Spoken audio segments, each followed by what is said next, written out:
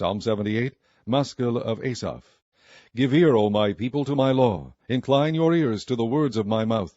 I will open my mouth in a parable. I will utter dark sayings of old, which we have heard and known, and our fathers have told us.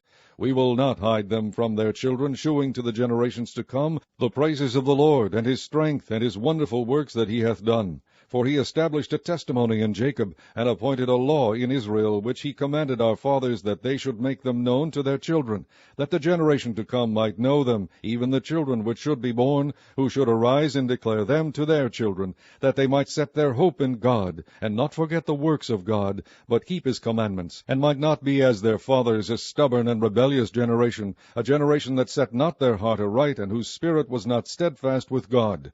The children of Ephraim, being armed and carrying bows, turned back in the day of battle. They kept not the covenant of God, and refused to walk in his law, and forgat his works and his wonders that he had shewed them. Marvelous things did he in the sight of their fathers, in the land of Egypt, in the field of Zoan. He divided the sea, and caused them to pass through, and he made the waters to stand as an heap.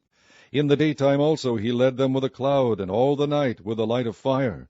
He clave the rocks in the wilderness, and gave them drink as out of the great depths. He brought streams also out of the rock, and caused waters to run down like rivers. And they sinned yet more against him by provoking the Most High in the wilderness, and they tempted God in their heart by asking meat for their lust. Yea, they spake against God. They said, Can God furnish a table in the wilderness? Behold, he smote the rock, that the waters gushed out, and the streams overflowed. Can he give bread also? Can he provide flesh for his people? Therefore the Lord heard this, and was wroth. So a fire was kindled against Jacob, and anger also came up against Israel, because they believed not in God, and trusted not in his salvation. Though he had commanded the cloud from above, and opened the doors of heaven, and had rained down manna upon them to eat, and had given them of the corn of heaven. Man did eat angels' food, he sent them meat to the full. He caused an east wind to blow in the heaven, and by his power he brought in the south wind. He rained flesh also upon them as dust, and feathered fowls like as the sand of the sea, and he let it fall in the midst of their camp round about their habitations. So they did eat, and were well filled, for he gave them their own desire. They were not estranged from their lust, but while their meat was yet in their mouths, the wrath of God came upon them, and slew the fattest of them, and smote down the chosen men of Israel. For all this they sinned still, and believed not for his wondrous works. Therefore their days did he consume in vanity, and their years in trouble.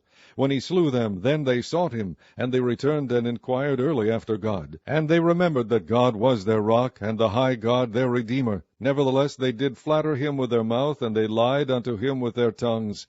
For their heart was not right with him, neither were they steadfast in his covenant. But he, being full of compassion, forgave their iniquity, and destroyed them not. Yea, many a time turned he his anger away, and did not stir up all his wrath. For he remembered that they were but flesh, a wind that passeth away, and cometh not again. How oft did they provoke him in the wilderness, and grieve him in the desert?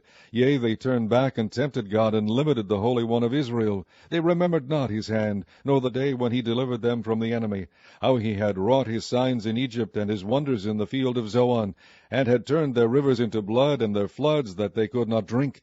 He sent divers sorts of flies among them, which devoured them, and frogs, which destroyed them. He gave also their increase into the caterpillar, and their labor unto the locust. He destroyed their vines with hail, and their sycamore trees with frost. He gave up their cattle also to the hail, and their flocks to hot thunderbolts. He cast upon them the fierceness of his anger, wrath, and indignation, and trouble, by sending evil angels among them. He made a way to his anger, and spared not their soul from death, but gave their life over to the pestilence, and smote all the firstborn in Egypt, the chief of their strength in the tabernacles of Ham, but made his own people to go forth like sheep, and guided them in the wilderness like a flock. And he led them on safely, so that they feared not, but the sea overwhelmed their enemies.